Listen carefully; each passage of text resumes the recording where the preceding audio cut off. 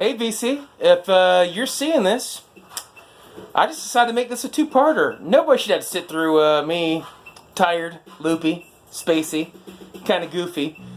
Nobody needs 40 minutes of that. So, last video, if you see it, sorry. God bless you, take care, all that jazz. Never even said goodbye. Yeah, here I am, joining you. Side 2, Nucleus. Drinking a limited release Hendrix Gem. I think it's called Orbium. Watch the last video, you'll see it. That's a bass line right there. Wiki, wiki, wiki, wiki. Yeah. Alright, so I'm about halfway through the stack. Might as well hit you with the other half of the stack. But, yeah, excuse me on that. Here we go, man. Continuing getting weird with your boy here. George Benson. Man, I've just never gotten too familiar with George Benson. There was a stack of this at the record store. All of it was priced well. This is marked VG+. It's in good condition. And I figure he's in concert. Carnegie Hall. He must be doing something right. So, I'll check it out. And, yeah, see what it's about. If anybody is a George Benson fan out there, and they're just like, hey, you idiot, how do you not know about George Benson? He's amazing. He changed my life. I named my 7th born son after George Benson. You stupid, stupid man. Then, hey, don't get mad. Don't get mad at me. Send me a link. Tell me what the best album is. Whatever you want to do. I'll listen to some more George Benson. As it is, that's going to be my introduction into George Benson. We'll see how that goes. Okay, this group right here, I figured I had to buy this. I don't have their marquee album, which would have had Red Rubber Ball, but The Circle? Neon? This is not with their hits. It's a band that is mostly forgotten, and this is their less desirable album. So it was inexpensive, it's in good condition, and I was like, let's have some 60s pop fun.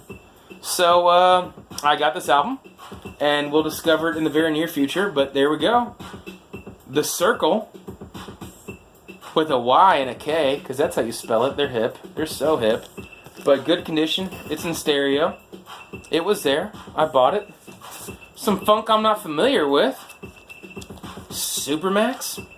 Hey, man. It's a fun album cover. It was the stack of collection of someone that changed in. And I knew the other funk, and it was good, so I was like, you know what? Let me give this one a chance. I don't know it for the price and the condition, and I was like, yeah, let's give her a go, man. So, don't know much about Supermax, but I'll fill you in. Now, a gem that I did find for you guys that aren't big funk fans. This album is appropriately named. It's a monster. Calendar? It's a monster? You want to talk about when this was a band. You got nowadays in urban music, R&B, and rap hip-hop, everyone's just stealing what everyone used to make. This is when they picked up instruments. There was keyboards, there was pianos, people had horns and trombones and saxophones and trumpets and basses and electric and everything. This was a band. This is a real band. They made music. It grabs your energy, it sucks you in, and they created something. And this is my type of funk. This has a jazz influence, big funk fun, Calendar. It's a monster. I'd tell you if it's out in the wild, pick it up, but that's a rare one. If you get it, grab it. Hey, I'll even take it off your hands as a duplicate. I'll find one of my weird friends that likes it. Alright, just to go from one thing to another, because I'm eclectic. Here's a repress that was priced right, still sealed. Tool, Opiate. I am a Tool fan. Every time I listen to it, I always enjoy the experience, but I always kind of feel hollow and empty afterwards. But I still like Tool. Price was right. I figure I'd grab it. I only have one other Tool record right now, and it's lapsing me right now. I need to go to bed. I'm so friggin' tired. The one that looks like it has like a kind of torso, red, black background. It'll come to me if I don't talk about it. But anyways, Tool, price is right. Let's do it. I need to know what this lady's talking about. Look at this old kinky lady right here. She was just having a good time back in the year 1983. Denise LaSalle. She was described to me as a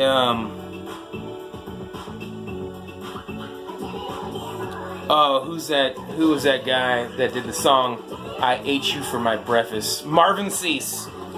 Okay, there, it came to me. I'm not that tired. She was described as a lady Marvin Cease. And if she's anything like that, if she's 80s raunchy fun R&B late night phone call lady in the streets type thing, I'll discover that for a couple dollars. This is inexpensive. I just want to know what it's about. So chalk this up in the I actually might like this music category / that album cover. Couple bucks, have to buy it. Alright. Rick James. I didn't mean to, but I've kind of become a Rick James completist. I'm not a completist by nature when it comes to oh man, this is just, it's a bass line right there. This has been sampled so many times. Speaking of when people used to make their own music, what? Is this what got sampled to be New Shoes? When the dun dun dun dun dun dun kicks in. I think this might have got sampled even back then to be New Shoes. That's neither here nor there. But, oh, Nucleus, they're jamming, I tell you what. No, but back to Rick James. Busting out. So, man, I got a big chunk of his catalog. If you guys watch my previous videos, you know I'm a fan of the Mary Jane Girls.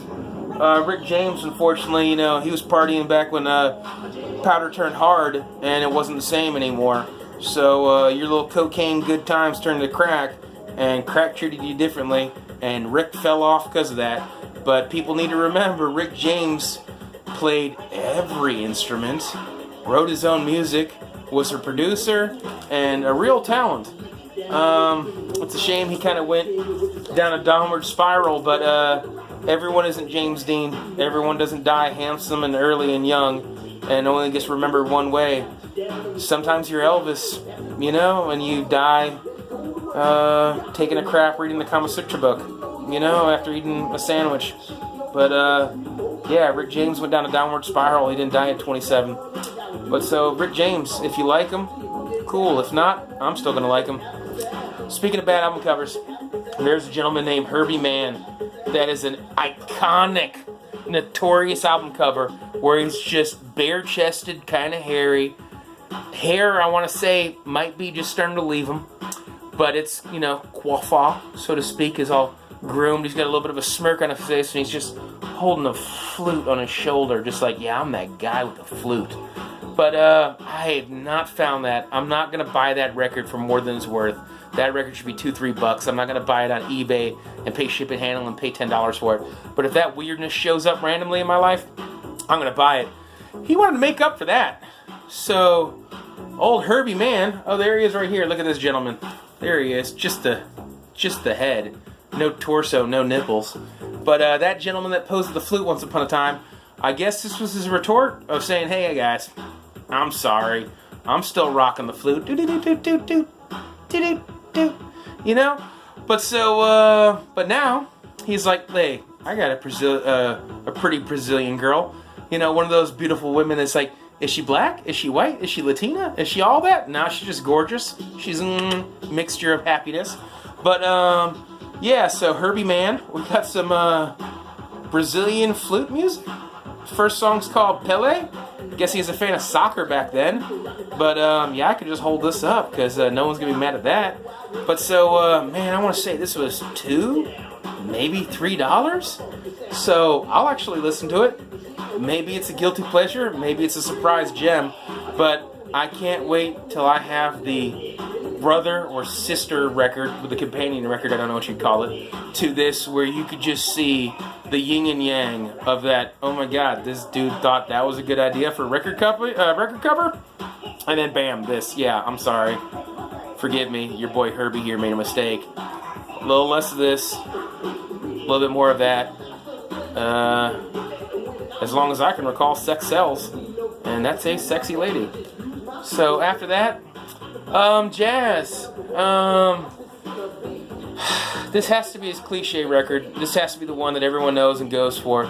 I never got deep into his catalog, but Grover Washington Jr.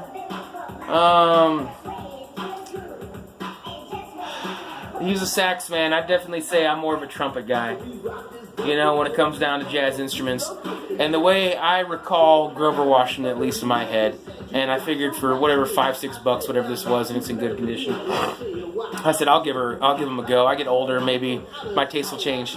But the way I always assessed Grover Washington Jr. is that, dude, let your band shine. We know it's you. We know what instrument you play. Why don't you fall back a little bit? Why don't you let the flute shine? Why don't you let the trombone shine, the trumpet, or the horn section as a whole kick in together in unison, simpatico?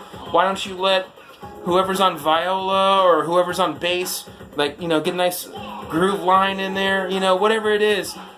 My impression of Grover Washington, if somebody has one that they think fits a different mentality or different outlook, I've always thought Grover Washington Jr. just couldn't get out of his own way. So, personal opinion, but maybe I'm wrong. People are wrong. People's tastes change. So I was like, you know what? $5. Let me check out Grover Washington Jr. and see if my opinion's wrong. I might be wrong. But anyways, this right here is some funk. It was in that pile where someone cleared out the collection with that South Side movement and that calendar and a lot of that funk I know, and is really heavy hitter good stuff. And I'm not too familiar with this. I know the name, I always have. Your boy right there in the cowboy hat, that's Osiris in the flesh. Look at this fluttered blonde-haired gentleman. There's a lady in the mix. I guess they're bringing the Egyptian funk. This is Marlin Records. This is, I don't see a year offhand, 1979. So I don't know if disco gets in the way. I don't know if a studio gets in the way. But I was like, you know what? I'll check that out for however little it costs. And then here's one. Man, I'm bringing the funk, man. I didn't mean to, but sometimes you don't know what a record store is going to give you, man. Sometimes you step in there and someone cleared out a site collection. Sometimes everyone's got all their 80s metal or whatever it might be, and you don't know. But I found some. Is that Peter Gunn riff right there? Thanks for getting weird with me. If you're still here, if you're still doing this, I'm having fun. You know, that bad day's gone. You decide. You decide if you're going to be in a bad mood. And I didn't want it, so I made a video. Listen to music. But, the Funky 16 Corners. This is... from what a guy was telling me, it's on Fat Beats, which is a rap studio repressed this in 2001. But so I don't know the original era of this. You can just look at the outfits in this gatefold. Sorry, cover my face up here. But so you can see the era that this would have been. And so of course it's a repress. Still don't see it too often. Vaguely familiar with this group. Good experiences from what I do know. Wasn't that expensive, so I was like, you know what? Let me give her a go. Let me see what the Funky 16 Corners are all about. And hopefully they're funky. But that's a little gem I found in there. Speaking of this earlier, I love it when someone buys a quality repress. And you know how it is. Sometimes there's a repress and it's good music and it's something you like, but where's the beef? Look at that. I'm tired. I'm interrupting myself. Where's the beef? And then just synth laser, because that's good music. But, yeah. Here, I'll go and interrupt myself again.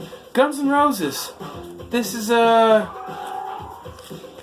Geffen Records. This is a repress, obviously. Big, fat, 180 gram. Yeah, I don't want to pay $24 for this. I grew up with it. I used to have it on cassette. Of course, I listened to this as a kid. I was born in the 80s. I grew up with this. But I don't want to pay that much money for it. And somebody was nice enough to buy it and get bored with it, and it ends up on a shelf for $18. I'm your Hucklebuck. I'm your Huckleberry. I'll throw some money at that. We're at the end of the pile. Thank you for getting weird with me. I'm having fun. I'm almost done with this gin in ye old watermelon mug, which I swear I know I'm a little matchy guy, but I did not plan on matching mug and hat and patch and hoodie. But it happened. I'm not mad at it. Oh, that is good. That is good. One drink's enough for me. I'm going to be asleep in about 20 minutes here. Alright, so I was at my favorite local record store, which is Pharmacy Records in Greenville, South Carolina. There's a couple record stores and some used book places and little places that have record stashes but aren't necessarily record stores. And Cabin Floor Records I'm also a big fan of. There's another place, but I frequent there, and not that often. And I don't want to put their name out there, but they're in Greenville. If you're in town and you're hunting for records, go there. They got plenty of new stuff, so if you like buying new sealed stuff, that's cool. But if you're going to go to not Pharmacy, go there, support Franklin. If you're going to go to not Cabin Floor Records, go there, support Joe. If you're going to go to the other place that you'd find in the phone book or what have you, inspect your records. That's all I'm going to say. I like going to a record store where you have a rapport and a trust in the company, even if it's just a one-off company, individual and owner, and you don't have to inspect every single record, and you know that the pricing's fair, and if you pick something up and the price is less than you think it would be, they tell you the flaws, and if it's priced expensively, that is either going to have a mark saying first press or, first US press or UK pressing or alternate cover or whatever, or Vertigo label or whatever the situation might be. But, anyways, I'm going on a tangent. I like having a rapport and having trust with people, and part of having a rapport and trust and going back to the same places over and over again and knowing who you're dealing with is I was buying a stack of all this funk. And it get to the point where I know there's not too much of a hookup on new music, because they can only make so much. They only have a minimal markup. But when you're buying used stuff and they're buying smart and they're buying collections out, there's more room for negotiation. I don't like to haggle too much, but if I buy a stack, and you break $100 or maybe you're pushing $150 or $200, you actually got a stack of records.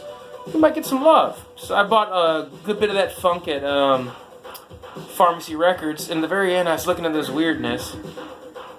And I got to like an X amount of dollars, and I know it's pretty close to where he's just going to throw love at me anyways.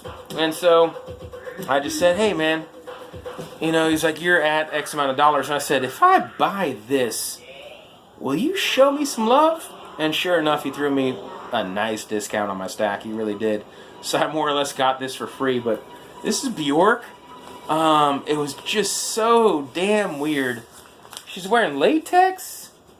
She's got an opening in her chest that looks like something of another. She's got some weird electric halo. And she's wearing brown gloves and rings. And anyways, I was like, you know what? I'll discover that. I didn't want to pay that too much for it, but I essentially almost got this for free for buying a stack, and he got me some deals. But it's a gatefold. Forgive me. But I was like, yeah, I guess I'll discover some Bjork weirdness. Not the hugest Bjork fan, but she's creative and I appreciate that. And I figured, I probably would never buy this, especially blind, sealed. But someone had already bought it. There's probably 2 or 3 Bjork records on the wall. More of the newer stuff, not the stuff I grew up with in the 90s when she was making videos and videos were a thing. But so, I was like, yeah, let's discover some Bjork. It wasn't expensive, and I copped it. And I don't yet know if I have regrets. But either way, it got me a discount, so it's very low risk. And hey, who knows? If I do hate it, and there's some weirdo out there that appreciates the oddities that I appreciate, and they're like, I need that in my life, this might end up as some VCLT. But as it is, that is part 2 of getting weird with your boy Eric Weinbender here. I appreciate it. I shook off a bad day. I hope that anyone who's watching this is having a lovely day. And if a bad day comes around the corner, buck it off. Like a Bronco. Just, ride that thing out for 8-9 seconds. You don't have time for that. But, yeah. yeah, the B-side's about over. Nucleus, Jam on Revenge. Having fun. Enjoying these videos. I've been watching you guys. Appreciate your communication. Appreciate your support. I'm right at the 20-minute mark. That's the goal. So, 2-part video. Here we are. There we go. Take care. God bless. And all that jazz.